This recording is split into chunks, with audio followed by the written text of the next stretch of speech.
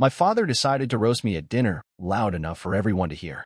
Must be tough failing at life without a wife, he sneered, while the family laughed along. I didn't flinch. I just smiled and said, good to know.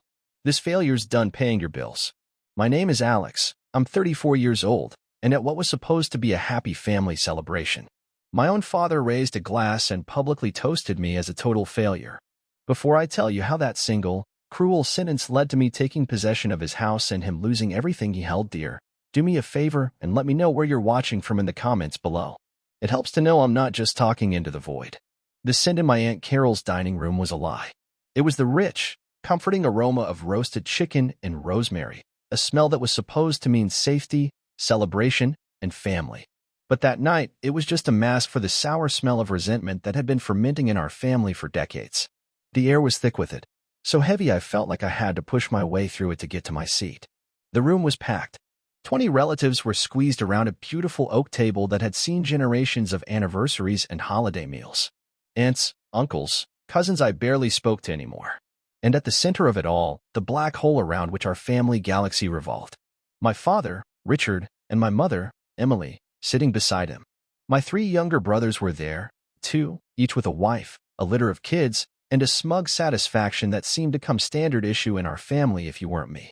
I was the anomaly, the 34-year-old senior accountant in a well-pressed but lonely suit, the unmarried, childless son. In a family that measured a man's worth by the wife on his arm and the children at his feet, I was bankrupt. My father was in his element, holding his glass of whiskey like a scepter, laughing a booming laugh that never failed to make the hairs on my arms stand up. It wasn't a laugh of joy.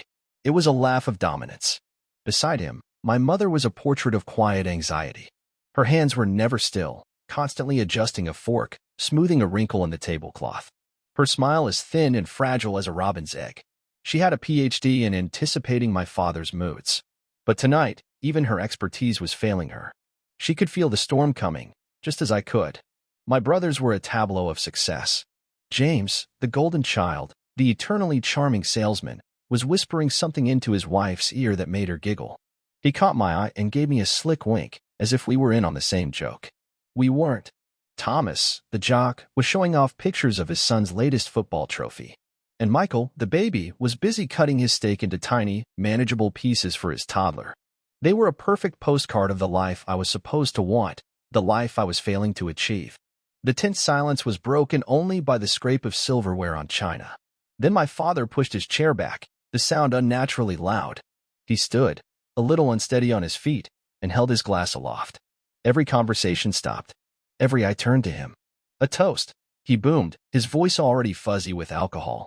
He was supposed to be toasting my aunt and uncle on their 40th anniversary. But his gaze swept right past them and landed on me, pinning me to my chair. A toast to my firstborn. To Alex. A nervous murmur went through the room. Glasses were raised with hesitation. My mother looked like she was about to be sick. He let the moment hang, savoring it. A cruel, self-satisfied smirk spread across his face. Tell us, Alex, he said, his voice dripping with mock sincerity. What does it feel like to be 34 years old, with no wife to warm your bed and no kids to carry on your name? What does it feel like to be a failure? The final word landed with a soft, wet thud in the center of the room. And then the ultimate betrayal. A snort of laughter from James. That was the signal. It broke the dam, and a wave of chuckles and snickers rippled from my brothers to their wives. My other relatives stared intently at their plates, their silence a form of loud consent. In that moment, their lack of defense was an attack. For 20 years, I had been the family shock absorber. I had taken the insults, the digs, the endless belittling. I had swallowed my rage and my hurt, washing it down with a sense of filial duty. But tonight, the shock absorber broke. The years of being their silent benefactor, of paying for the very comfort from which they mocked me, it all ignited. My own voice, when it came, was unnervingly calm. I didn't get up. I didn't shout. I simply met my father's blurry, arrogant gaze. Thanks for the toast, Dad, I said, my words clear and sharp, slicing through the last of their dying laughter. Now let me ask you a question. What does it feel like knowing that this failure is going to stop paying all of your bills? Starting tomorrow. The air wasn't just silent. It felt like a vacuum had opened up in the room, sucking out all the sound, all the air, all the smug certainty. My father's face, which had been flushed with whiskey and victory, went slack, the color draining from it as if a plug had been pulled. 20 pairs of eyes, now wide with shock and disbelief, darted from him to me. And for the first time in my 34 years, I felt the ground shift beneath us all. That moment was an earthquake, but the tectonic plates had been grinding against each other for 2 decades. The final, decisive tremor that set the whole thing off had struck just 3 days earlier. Not in a noisy dining room, but in the quiet of my office cubicle. My phone had buzzed with a name that always made my stomach clench. James, my golden boy brother. His calls were never social. They were transactional. Alex, my man. Hope I'm not catching you at a bad time. He'd begun, his voice using the practice charm that had always been his greatest currency. I'm in the middle of a quarterly reconciliation, James. What is it? I kept my tone clipped, a defense mechanism. Right. Always the numbers, man. He laughed, as if that were a charming quirk and not the very skill that paid for his lifestyle. Hey, listen, quick favor. You know my new venture? Pooch Perfect? The subscription box for artisanal dog treats? It's about to blow up, man. I'm talking unicorn status. I didn't know. His last venture was a revolutionary app for rating public restrooms that had cost me $5,000 in a friends and family investment round. Vaguely, I said, well, I just need one last push of capital to scale up production. The bank's being a real pain about my debt-to-income ratio, something, blah, blah, blah. So I thought, who's always had my back? My big brother. He paused for dramatic effect. I need you to co-sign a business loan for me. It's just 50 grand. Seriously, with what you make, it's practically pocket change, right? $50,000. I pictured my savings, the money I was painstakingly accumulating for a down payment on a small condo, a life that was mine. Every time I got close, one of them would move the goalpost. James? No. I said, my voice tighter than I wanted. I can't. My credit is committed to the mortgage on the house he grew up in, committed to the utility bills that kept his parents comfortable, committed to the illusion that our father was a self-sufficient patriarch. He let out a long theatrical sigh. Alex, come on, don't be like that. This isn't just for me. It's for the family. You know the saying, a rising tide lifts all boats. The bitterness I normally kept choked down rose up like bile. Is that how it works, James? Because for my boat, it looks like I'm the damn tide, and you're all just enjoying the free ride. The silence on the other end of the line was cold. The charm in his voice vanished, replaced by a nasty, sneering tone I knew all too well. It was the tone he used when he didn't get what he wanted. You know, Dad was right about you, he said. You're selfish. You make all that money at that soul-crushing job, and you just sit on it like a dragon hoarding gold. You have no vision. You don't know how to really live. And then he hung up. I sat there, the phone hot in my hand, staring at the spreadsheet on my screen. The numbers blurred.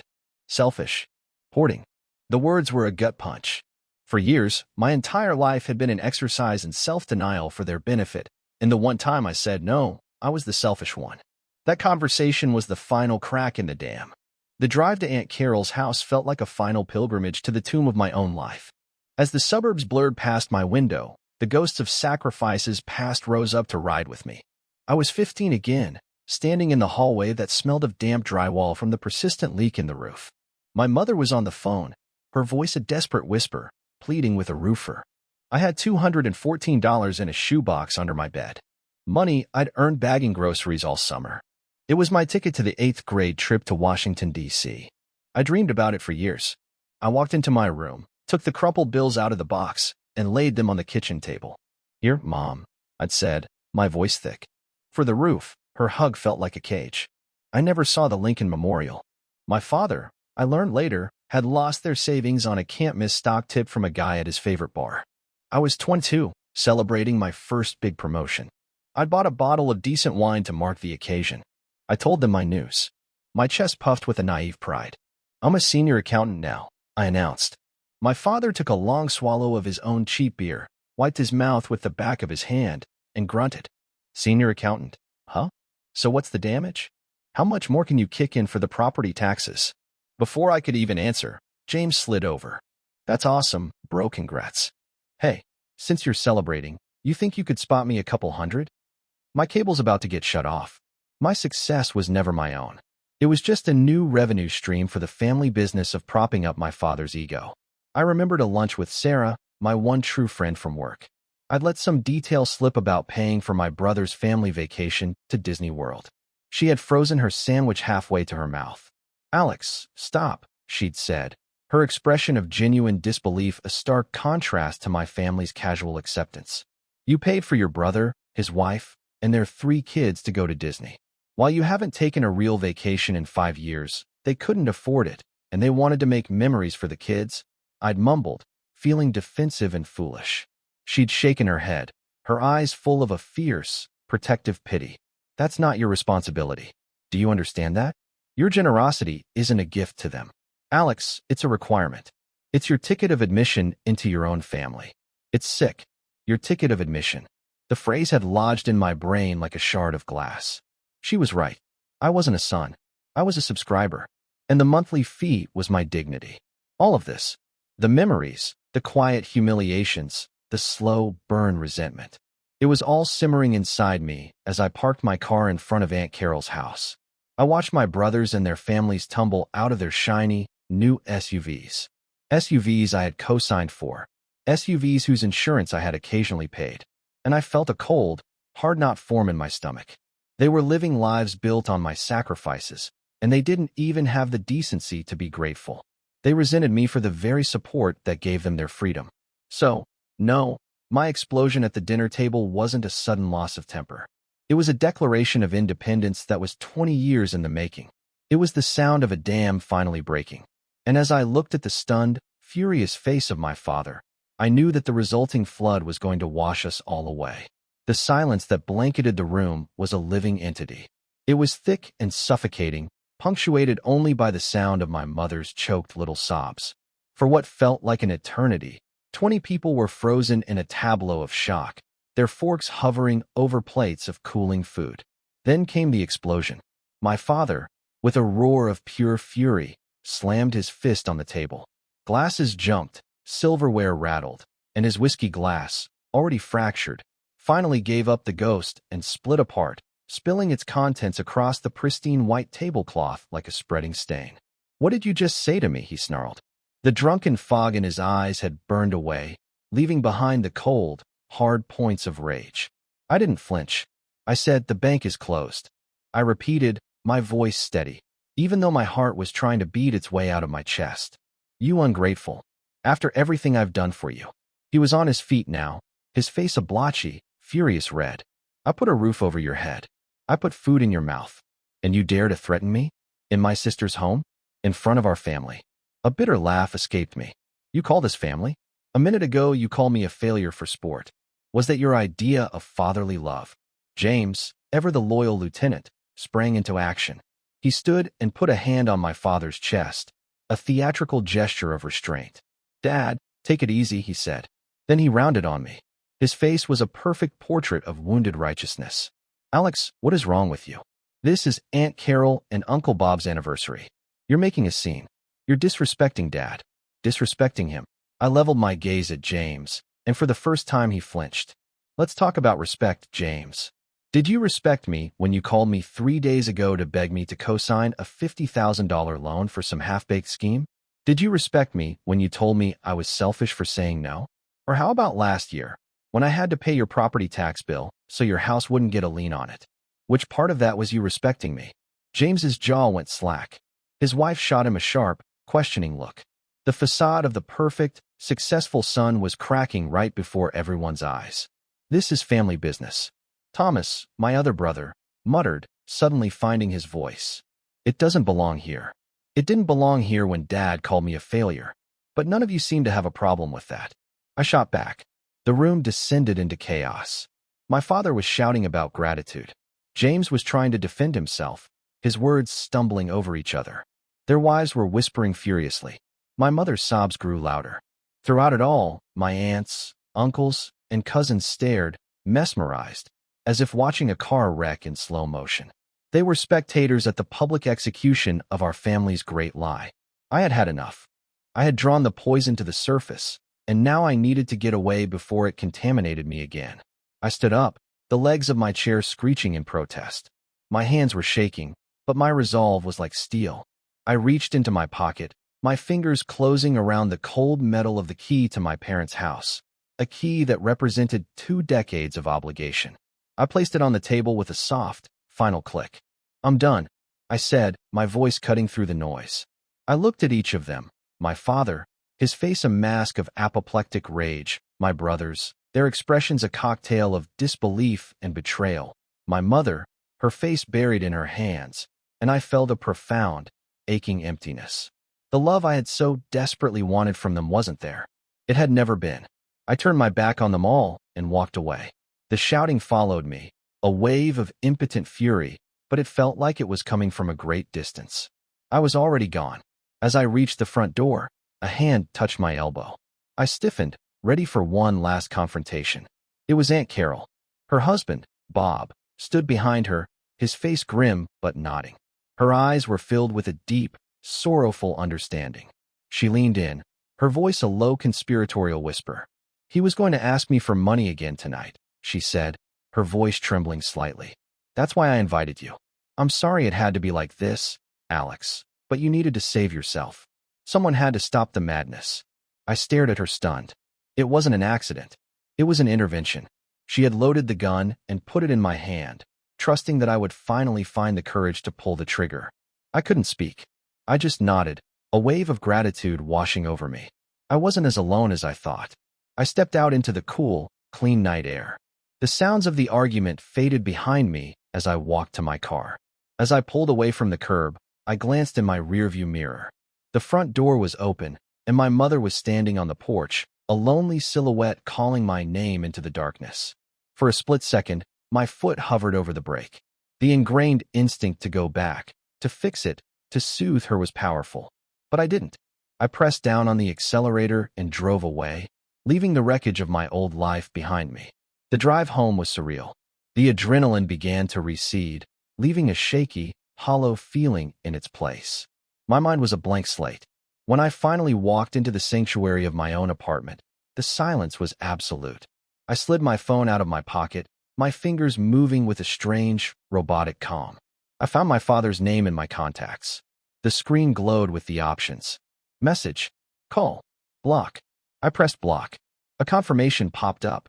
"Are you sure you want to block this caller?" I pressed block again. A small, almost imperceptible weight lifted from my shoulders. I did the same for James. Block. Thomas. Block. Michael. Block. One by one, I severed the ropes that had bound me for so long. I tossed the phone onto the couch as if it were burning hot. I stood in the center of my living room, in the profound and total silence, and took a deep, shuddering breath. For the first time, I was completely untethered, completely alone, and completely, terrifyingly free. The next 48 hours were a masterclass in silence.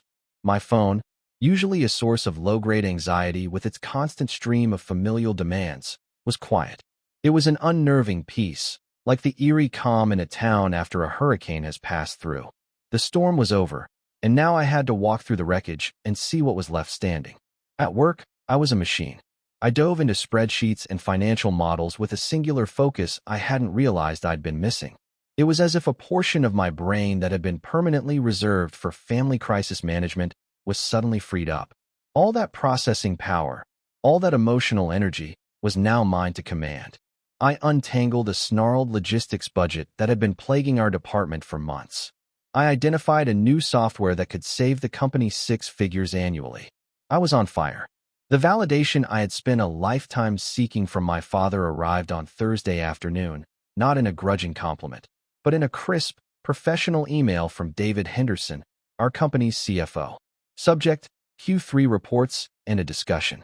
"Alex, just finished my review of the preliminary Q3 numbers. Your analysis of the cost overruns in the logistics chain was not only insightful, it was brilliant.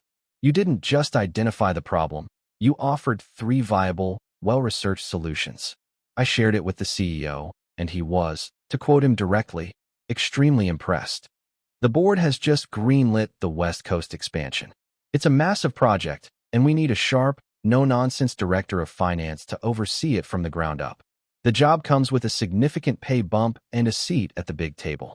Henderson and I both think you're the man for the job. Let's talk tomorrow morning." I had to read the email 4 times before the word sank in. Brilliant. Extremely impressed. A seat at the big table. It was like drinking a glass of cold water after a lifetime of dying of thirst. My worth wasn't tied to my last name or my marital status. It was tied to my mind, my work, my merit. And it was real. As my own world was opening up, I knew my family's was closing in. The proof came on Friday. A barrage of calls from my mother. 6 of them in an hour. My finger hovered over the screen. The guilt was a physical thing. A dull ache behind my ribs. I pictured her, frantic, pacing the worn carpet in their living room. The first utility shut-off notice must have arrived. The bright red, final notice on the envelope. Maybe it was the cable. My father, deprived of his 24-hour news cycle, would be like a bear with a toothache. Or maybe the internet went dark, cutting off my mother's main line to the outside world. I could hear the conversation in my head. Her pleading, "Richard, please just call him. Apologize." Him roaring back his pride of fortress. Apologize for what? For being his father. Never. He's just throwing a tantrum. He's testing us. He'll come crawling back. He always does. But he was wrong. The part of me that always crawled back was dead, buried under the rubble of that disastrous dinner. I let the 6th call go to voicemail. Answering would be like willingly taking a step back into the burning building I had just escaped. That night, I didn't go out. I didn't celebrate my potential promotion. I had one last piece of business to prepare for. I knew they would come. They wouldn't take this lying down. The dinner was an emotional skirmish. The next battle would be for control. From the back of my closet, I retrieved a dusty cardboard box. Inside, under a stack of old college textbooks, was a thick manila folder. Felt heavy in my hands. Heavy with the weight of a 10-year secret. The label, written in my younger, neater handwriting, read, "Dad's Bailout 2015. I sat on my couch and opened it. The documents inside were a testament to my father's secret shame and my silent complicity. The first was a loan agreement from a predatory lender, the kind that preys on desperate people. The principal amount was staggering. It was a second mortgage, taken out against their house. To cover gambling debts, he'd accrued playing high-stakes online poker. He'd been chasing his losses until he was about to lose everything. The second document was a foreclosure notice. He'd been weeks away from having the house seized and auctioned off. And the third, the most important document, was a complex legal agreement between me and a third-party debt acquisition company. It detailed how I had used every penny of my life savings and taken on a crippling personal loan to buy that toxic debt from the original lender. For years, I had looked at this folder with a sense of shame, as if my father's weakness was a stain on me. I was the enabler, the secret keeper. But tonight I saw it for what it was. It wasn't a mark of shame. It was a certificate of ownership. It was a weapon. My father thought I was just the family bank. He had no idea I was also the landlord. He was about to storm a castle, believing he was the king, without realizing I held the deed. I left the folder on the coffee table, right in the center of the room. It was a landmine, waiting patiently for the right amount of pressure. And I knew, with absolute certainty, that my father was about to step right on it. The pounding on my apartment door Saturday morning was so hard it rattled the pictures on my wall. It wasn't a knock. It was a summons, the sound of a man who believed he had the right to break down any door that stood in his way. I took a deliberately slow sip of my coffee, the ceramic warm against my hands. I walked to the intercom, my heart a steady, rhythmic drum. "Yes. Open this door, Alex." Now, my father's voice was a ragged roar, distorted by the cheap speaker. I pressed the button to unlock the main entrance. Let them come up. This had to happen here in my space on my terms. As the elevator whirred, I positioned myself behind my couch, a makeshift barrier. The folder sat on the coffee table between us, the silent guest of honor at this final, ugly confrontation. The banging started again, this time directly on my door. I finished my coffee, set the mug down, and opened it. They looked worse than I expected. My father's face was a blotchy mess, his eyes bloodshot with sleepless fury. James stood behind him, looking pale and desperate, the smugness completely wiped from his face. This was what happened when the golden child's gilded cage started to rust. "Took you long enough?" My father snarled, shouldering his way past me. James followed him in like a shadow. "So this is the thanks I get? You're going to let your mother sit in a cold house? You're going to make her beg? Is that the kind of son I raised?" "You didn't raise a son, Dad. You raised a blank check," I said, closing the door behind them. "And I'm here to tell you it's bounced. Don't you get smart with me?" He raged, pacing my living room, his presence sucking all the oxygen out of the air. This little pity party of yours is over. You've made your point. You've embarrassed the family. Now you're going to pick up that phone. You're going to call every single utility company, and you're going to apologize to your mother and to me. Apologize. I let out a short, sharp laugh. It held no humor. Tell me, Dad, what exactly am I apologizing for? For this, he roared, sweeping his arm around the room. For your disrespect, for your selfishness. I am your father. I am the head of this family. And that is my house you're holding hostage. You have no power here. He punctuated his sentence by slamming his fist on my coffee table, the impact making the folder jump. The moment had arrived. You're wrong, I said, my voice dangerously quiet. The quieter I got, the more he seemed to shrink. You're wrong about everything. But you've never been more wrong than you are right now, talking about your house. I tapped the folder. Do you remember 2015? Dad, do you remember the spring of 2015? A flicker of something. Not just anger, but a deep, buried fear crossed his face. What the hell does 2015 have to do with anything? He blustered. It has everything to do with it, I said. I leaned forward and opened the folder, turning it so they could both see the damning paperwork inside. It has to do with the $200,000 in online poker debts you ran up. It has to do with the predatory second mortgage you took out on the house without telling anyone. And it has to do with the foreclosure notice that came in the mail, the one you tried to stuff in the fireplace before I came home and pulled it out of the ashes. James stared at me, then at our father, his face a mask of horrified confusion. Dad? What is he talking about? You told me that was a business investment. It was, Richard insisted, his voice cracking. It was a business deal. I handled it. No, I said, my voice like a blade. You didn't handle it. You ran from it. I handled it. I tapped the second document, the legal agreement with my name on it. I took every penny I had saved since I started working at 16. I took out a personal loan that took me 6 years to pay off. And I went to the company that was about to foreclose on you. And I bought the debt. I bought the lien on the house. I let the words hang in the air. I could see James's mind working, trying to process the impossible. I'm not a lawyer, James, I said, looking at my brother. But let me explain what that means in simple terms. It means that for the last 10 years, I have been the primary lien holder on that property. It means that at any point, for any reason, I have had the legal right to start foreclosure proceedings. It means the only reason you've had a roof over your head is because I allowed it. I turned my gaze back to my father. He had sagged, his face the color of ash. So you see, Dad, you're right about one thing. You're the man of the house. You're just not the owner. I am. The silence that followed was the sound of a universe collapsing. My father stared at the papers as if they were a snake coiled to strike. He looked up at me, his eyes stripped of their anger, their arrogance, their pride. For the first time, I saw him for what he was. A small, terrified man, a king whose cardboard crown had just dissolved in the rain. James finally spoke, his voice a choked, disbelieving whisper.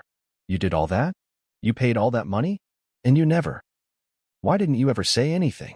I couldn't. I said, the truth raw and painful. He made me promise. He begged me. He said it would destroy your mother if she knew the truth. He said it would destroy your image of him. It was all about protecting his pride. Your comfort was built on my silence. Then, I delivered the blow that had nothing to do with contracts or money, the one aimed directly at the heart of our rotten family. But you know what's funny? I said, my voice thick with a decade of unshed tears. These papers, this house, none of it really matters. What matters is that for 10 years, you lived under a roof that I kept over your head. You ate food I paid for. You watched TV on a cable subscription I funded. And in all that time, you never once looked at me and saw a son. You never once said thank you. All you saw was a failure. All you ever saw was an ATM. I stood up straight, feeling the immense weight of that secret finally lifting off my back. And today, I said, my voice clear and final, the ATM is permanently out of service. My father made a strange, guttural sound and stumbled backward, collapsing onto my couch as if his strings had been cut. He covered his face with his hands. A broken man defeated not by my anger, but by the cold, irrefutable truth. James just stood there, paralyzed. Looking from the shattered idol, he had worshipped his whole life to the brother he had so profoundly and completely misunderstood. The fight had gone out of the room. All that was left was the acrid smell of burnt pride and the heavy silence of consequence. My father sat on my couch, shrunken and gray, looking like a man who had aged 20 years and 20 minutes. James stood frozen, the gears of his mind grinding as he tried to recalculate his entire life based on this new, devastating information. I let the silence stretch, giving the truth time to settle into the foundations of the room. Then I spoke, my voice calm and methodical. This was no longer an argument. It was a business transaction. On Monday morning, I'm calling a realtor. I said, the house is going on the market. It's a seller's market, so it should move quickly. Once the sale closes, the original mortgage gets paid off first. Then the amount I invested 10 years ago plus interest comes back to me. Whatever is left after that, and there should be a decent amount, will be put into a trust. You, Thomas, and Michael can split it with him. It's the last thing I will ever do for this family. Richard didn't respond. James finally looked at me, his eyes holding a flicker of panic. Alex, wait. Mom, what about Mom? Where is she going to go? It was a practical question, born of desperation, but it was also the first time he had considered her as a separate entity from our father. Mom gets a choice, I said simply, which is more than she's had in 35 years. I walked to the door and opened it. I think it's time for you both to go. There was no protest. James, looking dazed, pulled my father to his feet. Richard moved like a man in a trance, never meeting my eyes. He was a ghost being led out of a house he had just discovered he'd only been haunting. As the door clicked shut, a wave of profound exhaustion hit me. I leaned against the door, closing my eyes, and just breathed. The next call was the one I dreaded most. I dialed my mother's number. She picked up instantly. Alex, they just got home. Richard went straight to the bedroom and slammed the door. James won't say a word. What happened? What did you do to your father? The immediate assumption that I was the aggressor sent a familiar pang through me. I didn't do anything to him, Mom. I said, my voice weary. I just told him the truth. The same truth you've helped me keep for 10 years. Her sharp intake of breath was all the confirmation I needed. Oh, Alex, she whispered, her voice full of a sorrow that was impossible to untangle. I'm putting the house up for sale, I said, getting straight to the point. It's done. I'm looking for a new place for myself. A 2-bedroom. The second bedroom is for you if you want it. No strings attached. It's your choice. I could hear her start to cry. The soft, helpless sobs that had been the soundtrack to my childhood. But I can't. Alex, this is our home. Your father, he has nowhere to go. I can't just abandon him. Mom, I said, my voice gentle but firm. He abandoned you a long time ago. He just made you stay in the house with him. This isn't a home.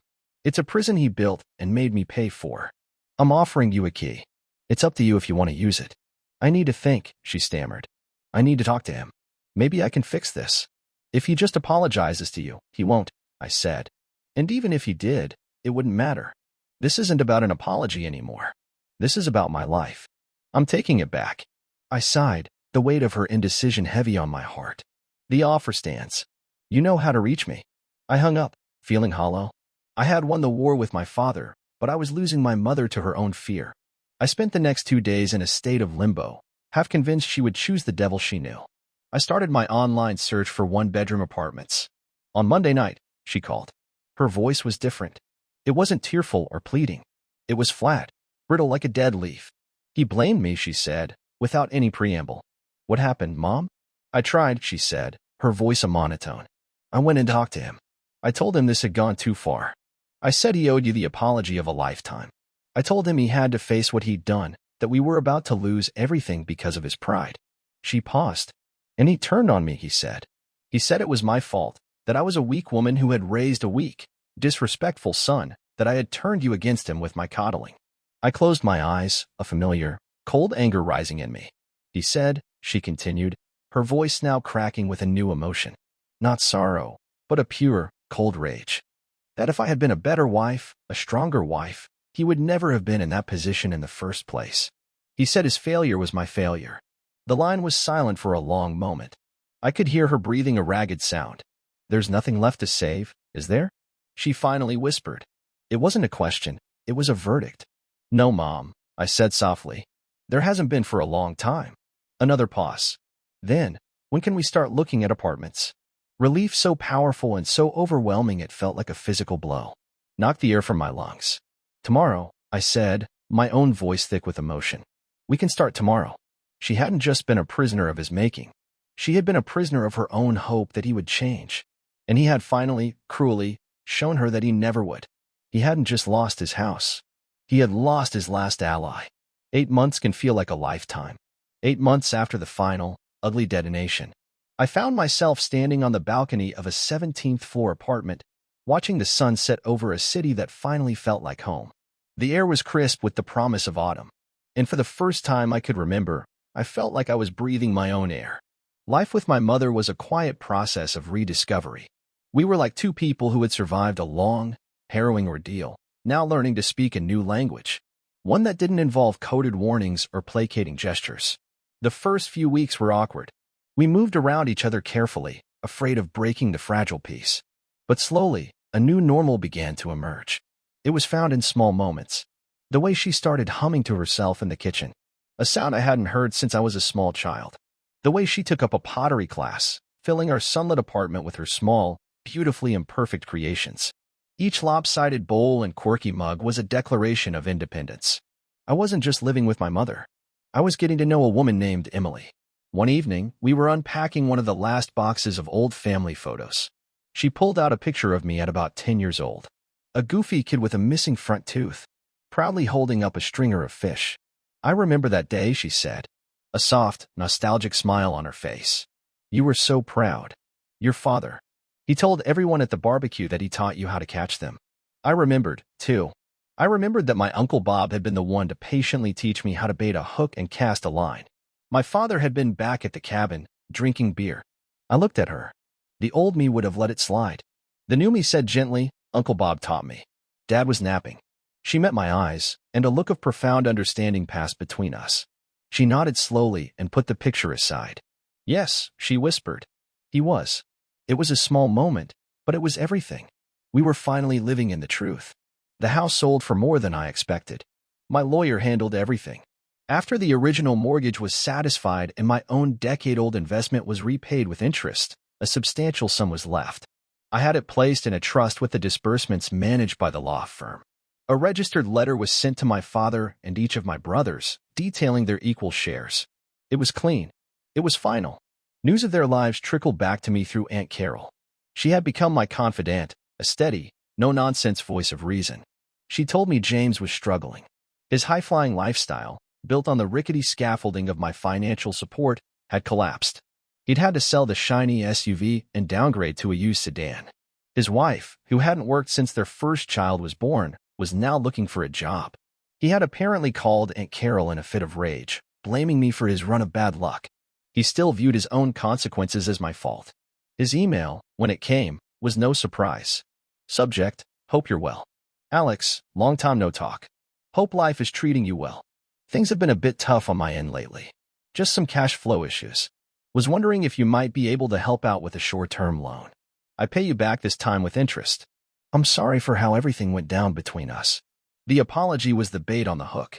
It was a currency he thought I still valued. I read the email and I didn't feel anger or pity. I just felt done. "James, I appreciate you reaching out. However, I'm not in a position to offer any loans. I wish you and your family the best." I hit send and archived the conversation. The door was closed, and this time I had bolted it from my side. My father's fate was the most poignant. He didn't become destitute. In some ways, what happened was worse. He took his share of the money and rented a small, sterile apartment in a sprawling seniors complex out by the airport. It was the kind of place that smelled of floor wax and quiet despair. Aunt Carol, out of a lingering sense of familial duty, had visited him. Her description was bleak. "It's just so sad, Alex," she told me, her voice low. "He has all of his old pictures on the walls, all our family photos. It's like a museum of a life he doesn't have anymore." He tried to act like he was the king of the place, bragging about his new freedom. But his eyes, Alex, they were just empty. He sits there all day watching TV and waiting for the phone to ring. And it doesn't. The boys feel too guilty to call him and too angry at him to want to. His punishment wasn't homelessness or poverty. It was the one thing his ego couldn't survive: irrelevance. He had spent his life demanding to be the center of the universe, and he had finally been cast out to a cold, lonely orbit. There was no one left to applaud, no one left to bully, no one left to blame. There was just him. Standing on my balcony, listening to my mother's humming from the kitchen, I felt a deep, profound sense of peace. It wasn't the giddy feeling of victory. It was the quiet, solid feeling of having survived. of having chosen to build something new and real out of the ashes of something that had only ever been an illusion. The sun dipped below the horizon, and the city lights began to twinkle on, each one a tiny promise of a future that was, for the very first time, entirely my own. In the quiet moments now, standing on that balcony high above the sleeping city, I often think about the nature of freedom. I used to think it was something you were given. Now I know it's something you have to take. It's not a gift. It's a victory, hard-won in the trenches of your own life. My freedom wasn't born in a courtroom or a business negotiation. It was born in a single, quiet moment of decision at a crowded dinner table. It was the moment I chose my own dignity over their comfort, the moment I decided that my self-worth was not open for debate. For decades, I had been trying to fill a hole in my heart with things I could buy: mortgage payments, utility bills, cars, and vacations. I thought if I just gave enough, I could earn what I so desperately craved: their validation. I realized now I was trying to make a deposit into a bank account that had been closed a long time ago. Love, respect, and appreciation are not commodities. They cannot be bought or bartered. They can only be given. And my family's supply had run dry long before I was old enough to understand it. I don't carry the anger anymore. It was a heavy burden, and I was relieved to set it down. In its place is a kind of weary clarity. I don't hate my father. I see him now as a tragic figure, a man so profoundly haunted by his own inadequacies that he had to project them onto me. I don't resent my brothers. They were just cogs in a dysfunctional machine, a machine that has now ground to a halt. Selling that house was never about revenge. It was about rescue. It was about performing a necessary, painful surgery to remove a sickness that was killing me slowly. I had to stop setting myself on fire just to keep them warm. That fire is mine now. It warms my own home, fuels my career. It lights the way forward. My new life is not a fairy tale. There are scars. There are quiet days when the ghosts of the past whisper at the door. My mother and I are still learning to navigate our new reality, to heal the wounds that we both ignored for too long. But we are healing together. We are survivors, learning to trust the feel of solid ground. I don't know what the future holds for me, but I know that I am no longer a footnote in someone else's story. I am the author of my own. The pages are blank, the pen is in my hand, and for the first time, I am excited to write the next chapter.